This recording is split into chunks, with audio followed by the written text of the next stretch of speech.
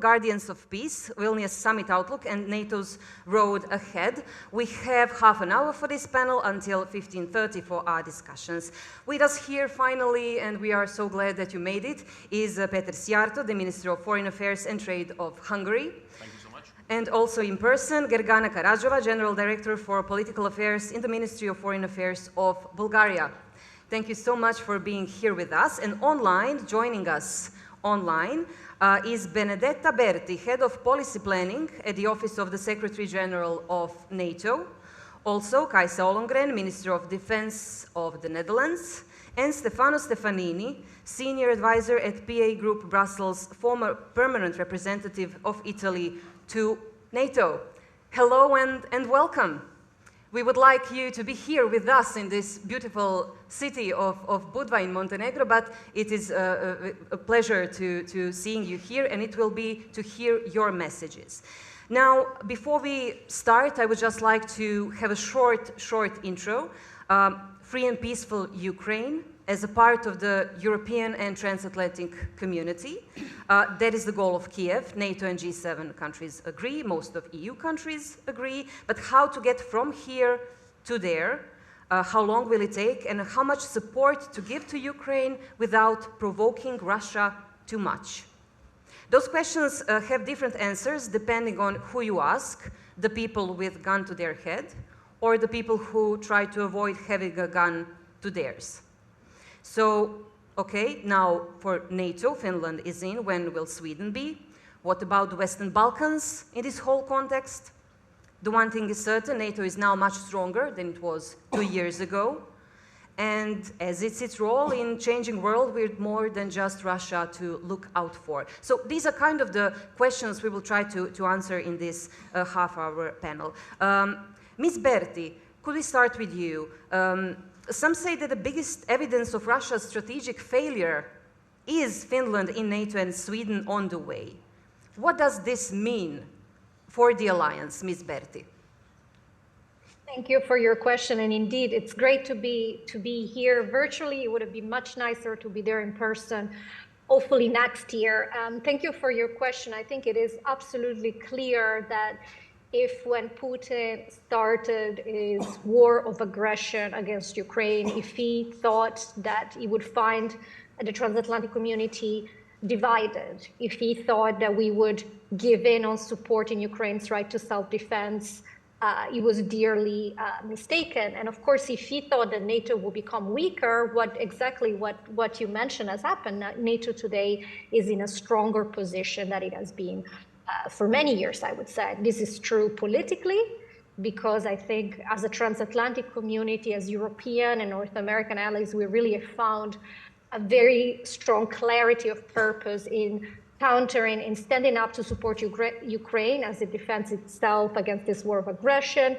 You recognizing that maybe for many years we have not invested enough in our defense, and for many years maybe we have taken some aspects of the importance of the collective and territorial defense of Europe a little bit for granted. And in that sense, NATO's transformation really started in 2014, following Russia's illegal and illegitimate annexation of Crimea. We really started this resetting of our deterrence and defense posture, which has now been accelerated exponentially since Putin began this war of aggression. So definitely NATO with a stronger sense of purpose, an alliance that has accelerated its military and political adaptation since 2014, but really stepped up further since 2022. So yes, I would say the alliance is more cohesive, more united and stronger than it has been for a long time. And of course, now you have Finland joining the alliance as a full ally. Sweden on its way. NATO will become, of course, an alliance of 32 countries with strong common values. This will also bring increased capacity and capabilities to our ability to defend ourselves and to ensure the collective defense of Europe. So overall, you see how both Sweden and Finland become more secure by being part of NATO, but also you see how NATO becomes stronger. And of course, when we look at the defense of our northern European region and of the Northern and Baltic Sea, we definitely see our NATO is stronger. Yeah. Mr. Szijjártó, Hungary is in no hurry to ratify Sweden's bid to join NATO. I'm quoting Prime Minister Orban a few days ago. The reason, as reported, criticism by Sweden's politicians of Hungary's democratic backsliding. Is this the reason? And is this the reason enough to keep Sweden from being in NATO? It's 590th day of war in Ukraine. Thank you very much for the invitation. Yeah, it's all right. on. Yeah. So thank you so much for having me in Budva. I can tell all the three colleagues of ours being online it's much better to be here than not being here. So next time you should make it. Look, we have already submitted the draft to the parliament last summer as a government to ratify the accession of Sweden to NATO. And there's a very obvious reason why it has not taken place. And please do understand that. Most of our members of the parliament, I mean our parliamentary group, which has a two-thirds majority in the parliament, have been elected like 4, 5, even 6 times to the parliament. So these MPs take place in real competition, in a real campaign. They get real votes from real people. And their job is to make the lives of their constituents better. Now, after 20, 24 years in parliament, they have to listen to a constant accusation from hundreds of kilometers away from the north, saying that whatever they have been doing for 20 years, whatever they have been involved is non-democratic, is non-legitimate, it's autocratic, it's dictatorial. You know, that's unacceptable. That's an insult. That's an insult. And when Sweden urges, on one hand, us or our MPs to ratify their membership in NATO, where they would like to belong to together with us, and in the meantime, we don't hear anything else, but we are not democratic, we are autocratic, we are dictatorial, that's an insult on the members of the parliament. So I have told many times my colleague, Minister Billström, that please do not do so, and find a way how the respect can be restored in our relationship, because that would be very helpful. Can we find now a way to mend this relationship, but absolutely. allow Sweden to join in? Because what is bigger in the scale of interests at this moment? It only depends on Sweden, because if Sweden is ready to put this relationship back on a field of mutual respect, I'm pretty sure that our members of the parliament will accelerate the process of ratification. But it's, the ball is on their court, and they have to come back to the field of mutual respect. Okay, the ball is in their court. Mr. Stefanini, can we hear and see you? Yes. Ukraine's future is in NATO, but only when allies agree and conditions are met, states the Vilnius summit communiqué. Now, Ukraine had high hopes, but wasn't offered a membership timeline. Absurd is one of the words Volodymyr Zelensky used to describe the language in the communiqué. What are the conditions? Well, it is obvious that Ukraine can enter the NATO or the EU, for that matter, only when conditions are met. What the Vilnius communiqué implies is that those conditions were not met at the time of the summit itself. Now, some conditions are sort of technically achievable. There's obviously an issue of substance. Can NATO accept as a member a country that is at war without automatically applying Article 5, which would put the rest of NATO at war with the enemy of that country? So the end of the war is the baseline. And what are the other conditions? No, the other conditions are the usual reforms, the judiciary, civilian control, the military, something all members of Montenegro included. Are they absurd as Volodymyr Zelensky perceived them? Sorry? Are they absurd, the additional conditions in the language of communication? They are achievable. The real issue becomes how to handle the war issue. And in my view, that can be handled by as soon as there is not just peace, but a ceasefire. Obviously, we will have a NATO membership which will guarantee Article 5 to the ceasefire line. And this is something which actually will be expedient to terminate the war, at the same time giving Ukraine all credible guarantees that what happened in 2022 or in 2014, for that matter, will not be done again. To this end, Ukraine must be given the Article 5 guarantees. Ms. Karadžhova, what are your thoughts on the level of support that NATO provided for Ukraine? And not only Zelensky, many others were saying that NATO communiques language on Ukraine was disappointing, was a bare minimum, as many analysts said. Do you agree with this? We perceive it as a clear commitment, both political and security-wise.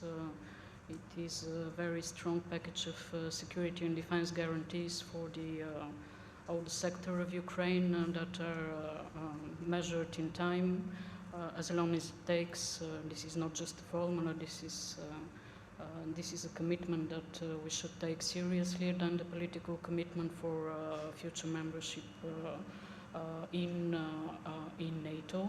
It's as long as it takes, but is it also whatever it takes? Well, we have to be serious with our commitment, and then the doubling of the efforts of the allies on the eastern flanks, with battle groups built up to brigade augmentees. It's a very important commitment. Eastern allies have committed to that, and we as Bulgaria hosted a new multinational group with a formidable composition together with Greece, Turkey, Albania, Republic of North Macedonia, United States, and the framework nation Italy, and it's a great visibility on the eastern flank effort to be perceived as such. Ms. Ollongren, how does this look from the Netherlands' perspective? And also, what is your view of the joint statement of the G7 countries that followed the communiqué? Also, many thought it provides little beyond what the G7 countries are already doing. Well, first of all, thank you very much for letting me join from The Hague. I'm glad to be with you, be it on screen. And on your question, I think my perspective is that, first of all, it's very important that we have agreed that Ukraine will join NATO. So it's not a question if. Ukraine will join NATO. That is the key point, I think, and the key takeaway from Vilnius, because I think we have to realize and acknowledge every day that Ukraine is fighting this war, that it is a large-scale illegal invasion by Russia, that Ukraine is fighting, that every day we see innocent victims in this war. And after Vilnius, we have agreed on a partnership with NATO and Ukraine, and as a matter of fact, we will also meet in that partnership in the NATO-Ukraine Council.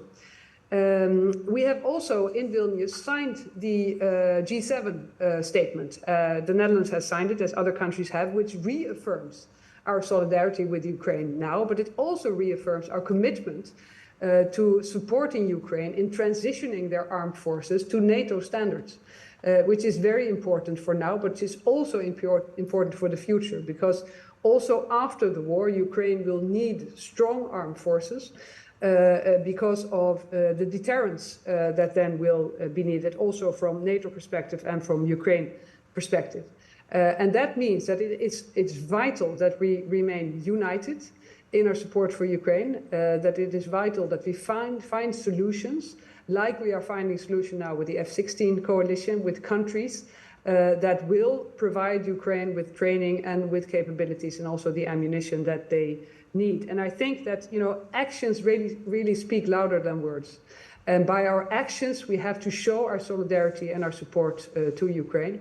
So it was an important communique, but the actions that we show is what can make the difference in the battlefield for the Ukrainian armed forces. How do we stand with ammunition? A few days ago, I think we heard that EU is low on ammunition reserves because of all of this. Ms. Ollongren. Well, I think as you see that the fighting is ongoing, ammunition is crucial.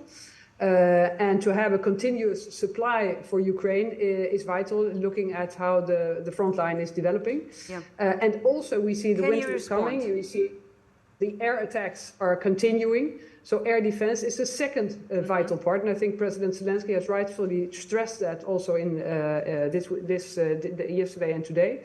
And that means that we all, NATO countries, other allies, next week in the Ukrainian Defense Contact Group will have to address this issue. And to underline that we will continue this support in the coming months. Mr. Szijjártó, talking about the support, there are different answers to what the support is. We are now talking about the lack of ammunition and the need to make more of it and to send it and to give Ukraine for as long as it takes to defend itself from the invasion. Hungary, on the other side, has a different view on sending weapons to Ukraine to fight against Russia. You explain it's the end goal is peace, of course, but many see it as being a kind of that Putin will get more out of the deal than Ukraine. Can you explain the logic that Hungary is supporting? Yeah, thank you so much for giving me the chance for that, because I'm pretty sure that the reason why our position is not well understood comes from the fact that our situation and our very special situation is not being known by others. And this is the following. There is a 155,000 big Hungarian community living in Ukraine. 150,000 Hungarians, ethnic Hungarians. And since they are Ukrainian citizens, they are being recruited to the Ukrainian army. Many of them have been deployed to the front line. And many of them, unfortunately, have died. And we Hungarians do not want more people, and we Hungarians don't want more Hungarian people to die. And the only way how you can prevent further casualties is stopping the war.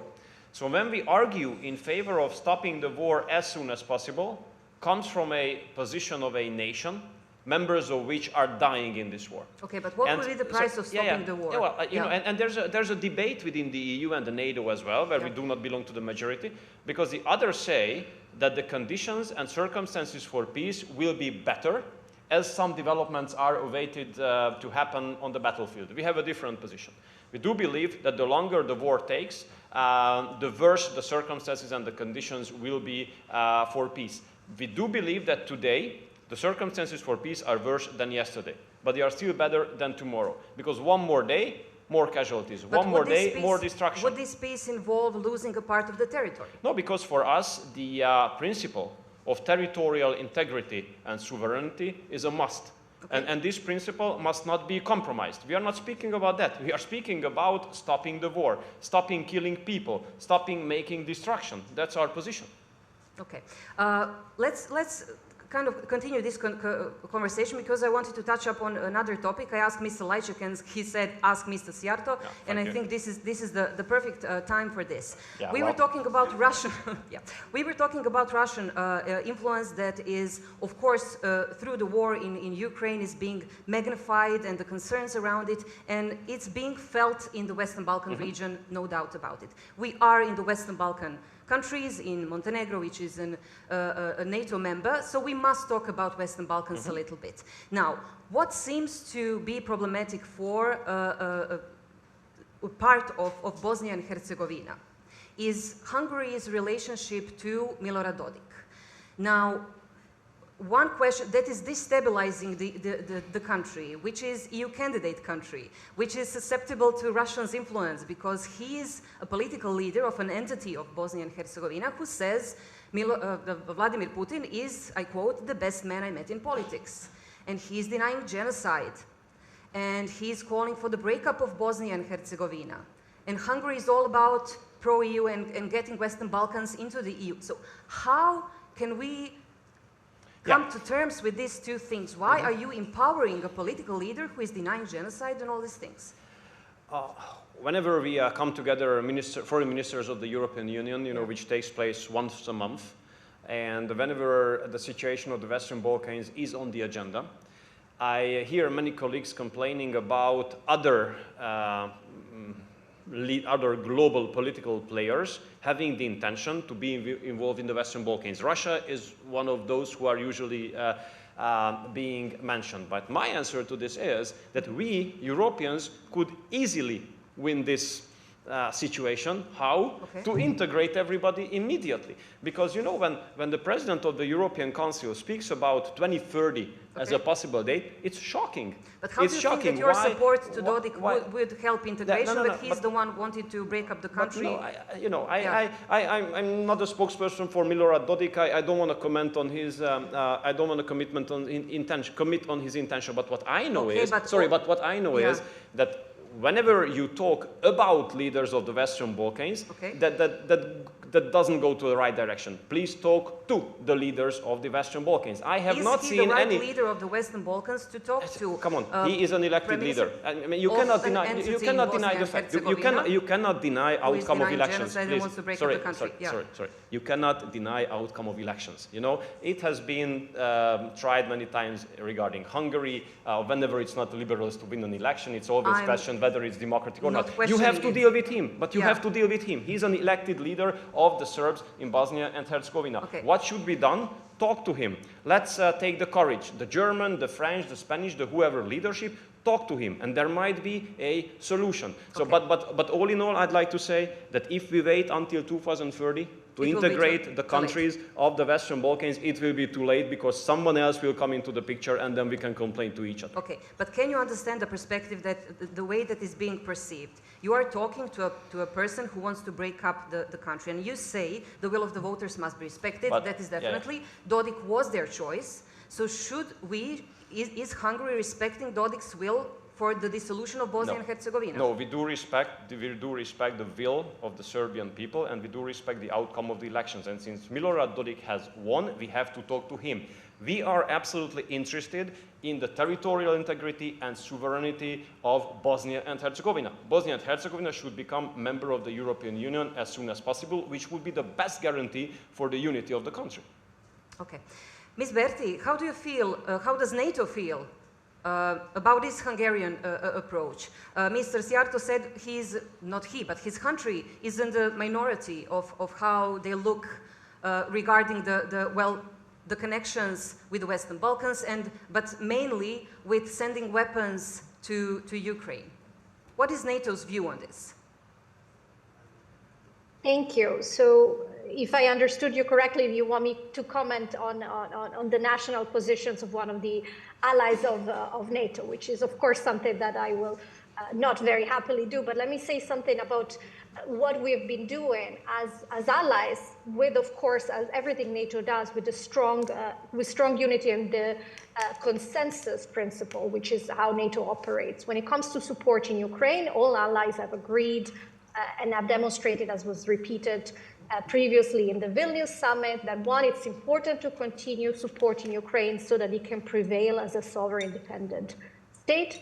That's number one. They have reiterated that Ukraine's future is in NATO. They have also reiterated that the way to get there is, first of all, to continue investing in support now, and not just to invest in support today to ensure Ukraine is able to defend itself today, but also to transition to a multi-year approach so that we can also think through how to increase interoperability in the long term between Ukraine and NATO and support Ukraine as it transitions from Soviet equipment, legacy equipment, to NATO interoperable. So there is a clear commitment to continue non-lethal support and also to look through this multi-year framework are out to bring Ukraine closer to NATO through interoperability and through support for security and defense reforms. There is an intention to continue strengthening the political relationship with Ukraine, and the NATO-Ukraine Council was mentioned. It has already met since it was announced in Vilnius. It would meet again in defense ministers' forum in just a few days. And on top of this, of course, we talked about membership, and I think it's not insignificant. It should be indeed mentioned that in Vilnius, allies not only reiterated that Ukraine's future is in NATO, but they also decided to remove one of the two steps to our memberships. Before Vilnius, these two steps were first MAP, Membership Action Plan, then invitation to join the alliance. In Vilnius, allies have decided to go directly to invitation to join alliance, telling Ukraine that the MAP step can be dropped. So these are concrete steps. I think, yes, as every alliance of different sovereign democratic nations, there are healthy debates about what is our direction of travel. But if you look at the political will that came out of the Vilnius summit, you can see there is a clear shared strategic direction. And there's also a clear shared sense that ultimately Euro-Atlantic security and European security needs to, that Ukraine's security is key to peace and security in the Euro-Atlantic area. So I think we should also focus on all the things that we have in common and the agreement that we are pushing through. The will is there. We have 10 more minutes. We discussed NATO and in regards to Russia and to Ukraine. We mentioned one of the strategically important regions, which is Western Balkans. But Ms. Karadžhova, you mentioned in our preparations another strategically important region in regards to Russia's aggression on Ukraine, which is the Black Sea region. Can you explain in short what is the road ahead regarding this region? Unfortunately, this became obvious and I would say an existential question, and we perceive it as the Black Sea region as a central fault of the strategic competition between Russia and the West. Unfortunately, of course, it's not our will. We are very concerned of that because the shift of strategic power in favor of Russia is obvious. There is a serious build-up with the military capabilities, not from the 22 aggression, but from the militarization of Crimea and consecutive steps taken. Now we are witnessing daily provocations. In our case, it's a continuous pre-warnings and with the exclusive economic zone of the allies in the Black Sea, which is creating a very risky situation on the stability and security. Also, misunderstandings can occur and the navigation is impeded. But also there is the de facto blockade of the Ukrainian ports, combined with rockets and drone attacks, which is visible. So as allies, coastal allies, we have the responsibility to take things seriously, and we've been proposing NATO, within the NATO structures, coordination maritime center for the Black Sea. In Varna, we think that it can go swiftly, and together with the other allies on the Black Sea coast, Romania and Turkey, we have a number of regional initiatives that are very important in this regard, but within the NATO, of course, chapeau and common effort. But we must not forget, and it's obvious. It's obvious that is a crucial issue. Well, NATO has its hands full, it seems, on many different regions. The security environment has fundamentally changed. Ms. Ollongren, all these changes in the security environment call for the change of cost of all of it, cost of the defense of it. And what is the financial plan or financial goal that needs to be achieved in one year time? Well, of course, that is very obvious. That is the 2% goal. In Vilnius, we have agreed on the 2% as a floor, not a ceiling. That means that all allies will have to achieve this. Of course, I'm aware of the fact that some countries are doing even more already. That's very significant. The Netherlands will achieve the 2% next year and the year after. That we will have elections this year. It means that the new government will have to ensure the funding for the years after that. And from my perspective as a Minister of Defense, it's vital that we have this obligation, this certainty that we have the budget so that we can invest in our personnel and our capabilities and our cooperation. And that perhaps I may mention a second point, that also means that we have to cooperate even more than we already do. Mr. Szijjártó, just to interrupt shortly, Mr. Szijjártó says we already have the 2%, last year the 2% GDP. What about other other allies? What is their commitment in this regard? Well, I think the most important thing is that we all have that commitment now. We are in this together, and only together we will be able to be strong. So the 2% is the floor for all of us. But we have to do more than that. It's not only about the budget, it's also how to invest this budget. We see that prices are sky high at the moment. The defense market is very tight. And we need to cooperate further. We need more standardization. We need more interoperability and even interchangeability instead of competition, which leads to higher prices and not necessarily to more security. We see that Russia can increase its production because they can sort of organize a war economy.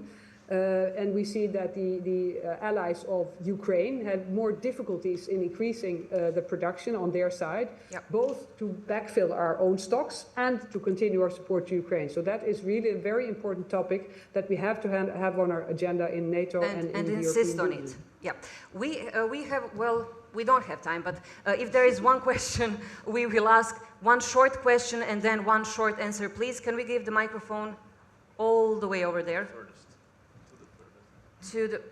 Just one short question, because our next panel will begin immediately after this one. Adnan, I'm sorry, I will take 2-3 minutes from you, from your panel. You are Fredrik, New Geopolitics Research Network, Ukraine. I have a short comment and a question actually to Mr. Szijjártó. So he mentioned, he expressed his worry about the Hungarian minority in Ukraine who is part of the Ukrainian armed forces and who is dying in this war that started Russian President Mr. Putin in Ukraine.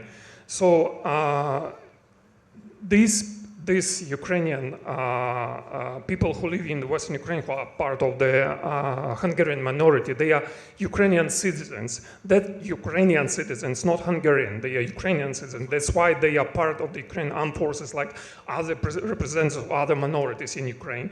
But if you are so worried about these people dying in this war, why should you personally or your Prime Minister, Mr. Orban, ask the only person who started this war to stop this war? Then these people and other old people in Ukraine will not die.